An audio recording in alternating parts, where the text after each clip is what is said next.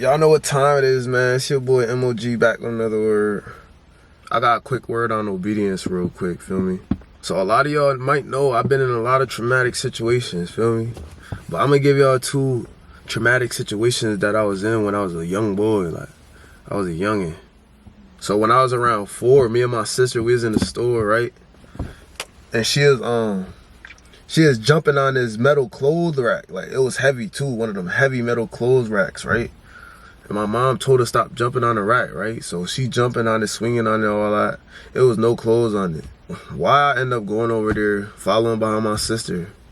Cause we is bad, I ain't gonna lie. I jumps on a clothes rack. I start trying to swing on the clothes rack. My sister let go, and the clothes rack fall on my hand. The hand that my ring on split the whole top of my finger off. It was hanging on by a piece of meat. All I remember was me in the bathroom, my mom trying to put my hand under the water in the sink in the bathroom, and blood squirting everywhere, all over the bathroom, squirting on my finger. I'm telling you that first story because my mom had already told me. God was speaking through her. She already told me, don't jump on that clothes rack. But what I did, feel me, being a youngin', hothead, not listening, feel me?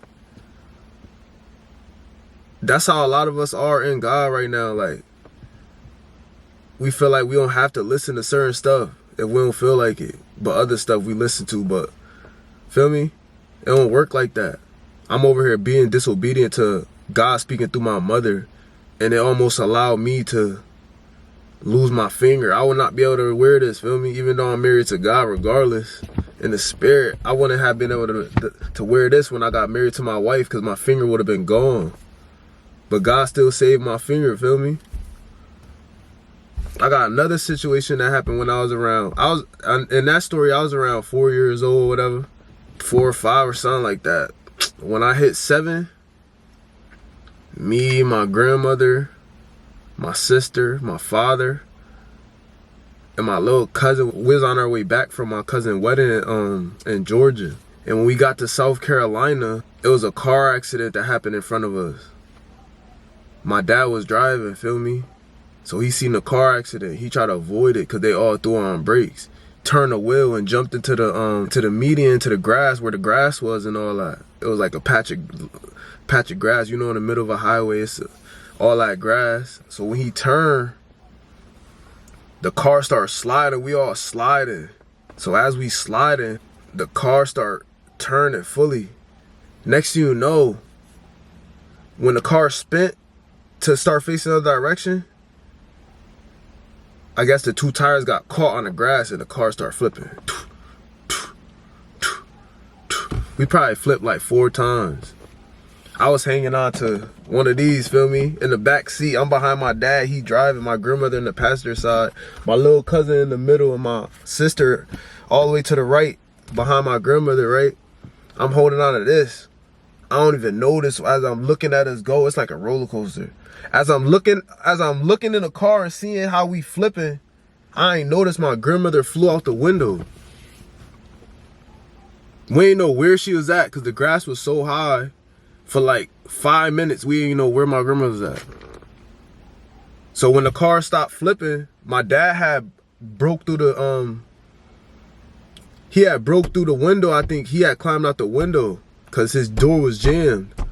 My door in the back was jammed too, so I follow my dad. I hop out feel me? I hop from the back to the front and jump through the window. My sister and my little cousin was still in the car, so my uncle, he ran up to the car because they was following us in the car behind us. He ran up to the car to pop the back door open. He trying to pop it mad hard because it's jammed. He pulling it mad hard until it finally popped open. He grabbed his son and my sister out. Thing is, I left that car accident without a scratch, bro. Me, my sister, my little cousin, my dad, we didn't have a scratch. But my grandmother, bro, she broke mad stuff in her body. She broke her leg. I think she broke her ribs. She broke something in her eye. It was mad, like, it was crazy, feel me? But the thing is, I don't remember when, but on that trip, I think it was right before the accident, My grandmother had turned around and told me to put my seatbelt on because I ain't had my seatbelt on. But before we even left, she told us to put the seatbelt on. But she took her seatbelt off as we was driving back. Feel me? She had took her seatbelt off because she noticed mine was on. I mean, she noticed that mine wasn't on. So as she telling me put my seatbelt on, I put my seatbelt on. And I think that she didn't put hers back on. So that's the reason that she flew outside the window. But my thing is, feel me? All I had to do was be obedient. I could have prevented my grandmother from, feel me, getting into a situation where she had a couple broken bones because she had to take off her protection to try to save me. And that's what a lot of us do. Like, instead of being obedient to God, we try to take off our protection to go try to save somebody God didn't call us to save. So God not with us when we doing that because he didn't call us to do that. So moral of this story is, especially if you in God, we all should be obedient to God. But if you know God and you a follower of Christ, why you not in position? Why you not listening to the stuff he's telling you? This even go for me. Sometimes I don't be knowing if it's God or not sometimes, but feel it in the spirit. Like, you'll feel it if it's God or not. There's no reason you should be double-minded. A double-minded man is unstable in all his ways. So if you listening to God here and then over here you're not listening to God, then what are you doing? You in the way. No cap. You clogging up the artery. We all covered by the blood, and you the one person who not doing what you're supposed to do. That's going to affect the body. I just shared them 2 testimonies to let y'all know how important it is to be obedient to God. Proverbs 13:1. It say, a wise son heareth his father's instruction, but a scorner heareth not rebuke. So if you wise, you're going to listen to your father. You're going to listen to God. But if you don't fully know God and you playing around with God, you think it's sweet. You make fun of the stuff that Christians do, or you make fun of the stuff that you see other people do who do follow God. You're not going to receive a rebuke. And that's going to be dangerous. The thing is, we always disobedient to God. We get comfortable in being disobedient to God when his whole plan was to save us. Throughout the whole time, me not listening to my parents or my elders, just like in the church, you not listening to the people that God placed as your head, as your leaders, it's dangerous because they're the ones that's allowing God to speak through them so you could be saved.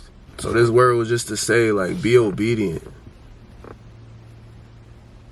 God speaks through people too. It's not always just that audible voice. Pray about it. Go back to God about it.